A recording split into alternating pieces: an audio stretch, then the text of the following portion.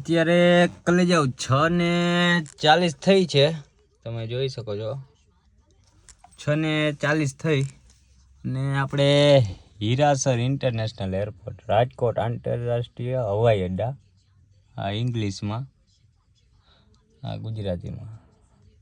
અને તારીખ તમને કહું ને તો આજ તારીખ છે આપણે આમાં ક્યાં લખ્યું, તારીખ છે 10/2/2025, અલા 2026 10/2/2026 અને ટાઈમ થયો છે 6:40.